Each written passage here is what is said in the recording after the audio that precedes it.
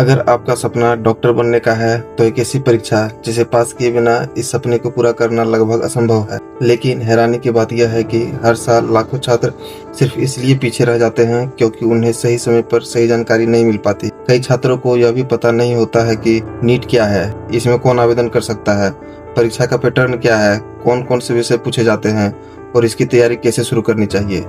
इस वीडियो में मैं आपको नीट की पूरी जानकारी बिल्कुल आसान भाषा में बताने वाला हूँ, इसलिए वीडियो को अंत तक जरूर देखिए। सबसे पहले समझते हैं कि आखिर नीट क्या है। नीट का पूरा नाम national eligibility cum entrance test है। हिंदी में इसे राष्ट्रीय पात्रता सह प्रवेश परीक्षा कहा जाता है। अगर आपका सपना डॉक्टर बनना है तो नीट आपके करियर का पहला कदम है। भारत में MBBS, BTS, BMS, BHMS, BUMS, BSMS तथा अन्य मेडिकल कोर्सों में प्रवेश लेने के लिए सबसे पहले नीट परीक्षा पास करनी होती है। इस परीक्षा का आयोजन नेशनल टेस्टिंग एजेंसी यानी NTA करती है और पूरे देश के लाखों छात्र हर साल इसमें शामिल होते हैं। अच्छी रैंक आने पर सरकारी मेडिकल कॉलेज में प्रवेश मिलने की संभावना बढ़ जाती है, जबकि कम रैंक आने पर प्राइवेट कॉलेज में एडमिशन लेना पड़ सकता है। अब बात करते हैं कि नीट UG की परीक्षा में कौन आवेदन कर सकता है। इसके लिए आपको 12th में फिजिक्स, केमिस्ट्री और बायोलॉजी या बायोटेक्नोलॉजी के साथ इंग्लिश विषय भी पढ़ना होता है। नीट में शामिल होने के लिए इन विषयों में जनरल और EWS श्रेणी के छात्रों के लिए कम से कम 50% मार्क्स, जबकि SC, ST और OBC श्रेणी के छात्रों के लिए कम से कम 40% मार्क्स होना चाहिए। वहीं PWD श्रेणी के लिए संबंधित श्रेणी के अनुसार 45% या 40% मार्क्स होना चाहिए। जो छात्र अभी 12th की परीक्षा दे रहे हैं वे भी नीट UG के लिए आवेदन कर सकते हैं, हालांकि उन्हें प्रवेश के समय निर्धारित 12th की योग्यता पूरी करनी होगी। वह नीट PG केवल वही उम्मीदवार दे सकते हैं जिनके पास MBBS की डिग्री या प्रोविजनल MBBS पास सर्टिफिकेट हो। यानी पहले आपको नीट UG पास करके MBBS करना होगा, उसके बाद ही आप नीट PG में प्रवेश के लिए योग्य होते हैं। फिलहाल इस वीडियो में हम सिर्फ नीट UG की बात कर रहे हैं, इसलिए आगे की सारी जानकारी इसी परीक्षा से संबंधित होगी। नीट UG में आवेदन करने के लिए उम्मीदवार की न्यूनतम आयु 17 वर्ष होनी चाहिए। वर्तमान नियमों के अनुसार नीट UG के लिए अधिकतम आयु सीमा निर्धारित नहीं है। नीट UG की परीक्षा सामान्यतः वर्ष में एक बार आयोजित की जाती है। आवेदन प्रक्रिया परीक्षा से कुछ महीना पहले शुरू होती है और इसकी सही तारीखों की जानकारी NTA द्वारा जारी आधिकारिक नोटिफिकेशन में दी जाती है। नीट UG 2026 में कुल 180 बहुविकल्पीय प्रश्न यानी MCQ पूछे जाते हैं। प्रश्न 3 विषयों से आते हैं। फिजिक्स से 45 प्रश्न, केमिस्ट्री से 45 प्रश्न, बायोलॉजी से 90 प्रश्न, जिसमें बोटनी के 45 और जूलॉजी के 45 प्रश्न होते हैं। यानी बायोलॉजी का वेटेज सबसे अधिक होता है। पूरी परीक्षा 720 अंकों की होती है। हर सही उत्तर पर 4 अंक मिलते हैं और अगर आपका उत्तर गलत होता है तो 1 अंक काट लिया जाता है। नीट UG परीक्षा के लिए उम्मीदवारों को कुल 3 घंटे का समय दिया जाता है। इस दौरान आपको 180 प्रश्न हल करने होते हैं, इसलिए हर प्रश्न को समय का ध्यान रखते हुए और सोच समझकर हल करना बहुत जरूरी है।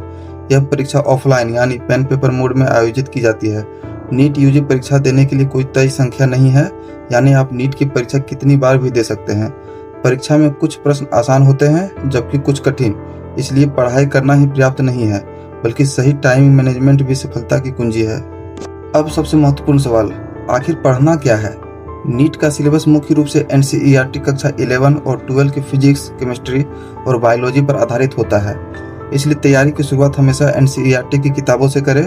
पहले अपने कॉन्सेप्ट मजबूत करें और उसके बाद प्रीवियस ईयर क्वेश्चन पेपर और मॉक टेस्ट की मदद लें। जब नीट की परीक्षा पूरी हो जाती है तो कुछ समय बाद इसका रिजल्ट जारी किया जाता है।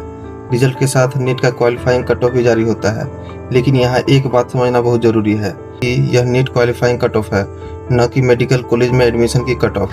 उदाहरण के लिए नीट UG 2026 में जनरल EWS श्रेणी का क्वालिफाइंग कट ऑफ 213 रहा।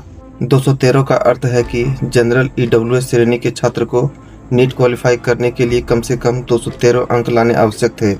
यहाँ 715 का अर्थ है कि इस वर्ष किसी स्टूडेंट ने सबसे अधिक 715 अंक प्राप्त किए। इसलिए यदि जनरल EWS श्रेणी के किसी उम्मीदवार के 213 से 715 अंक के बीच है तो वह नीट के क्वालिफाइंग क्राइटेरिया को पूरा करता है।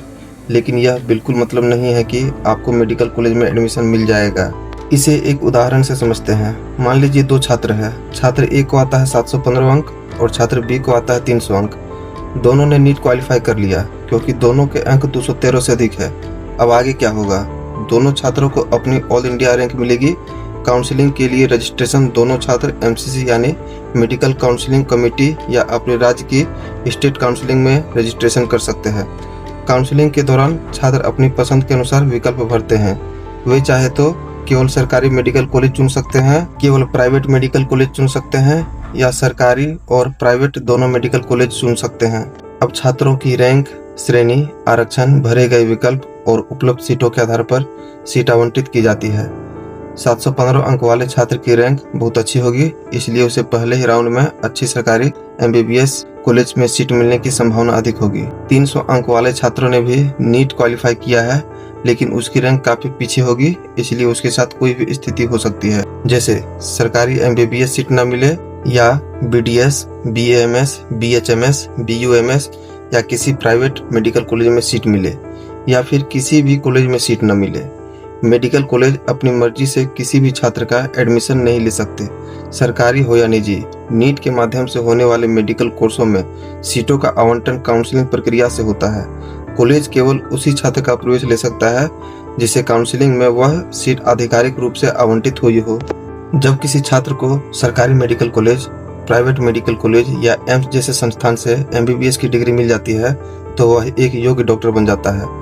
लेकिन एमबीबीएस की डिग्री मिलने के बाद वह अपने आप सरकारी डॉक्टर नहीं बनता। यदि किसी राज्य या केंद्र सरकार के स्वास्थ्य विभाग में डॉक्टर की वैकेंसी निकलती है तो एमबीबीएस डॉक्टर को उस भर्ती के लिए आवेदन करना होता है। चयन प्रक्रिया पूरी करने के बाद ही उसे सरकारी अस्पताल में डॉक्टर की नौकरी मिलती है।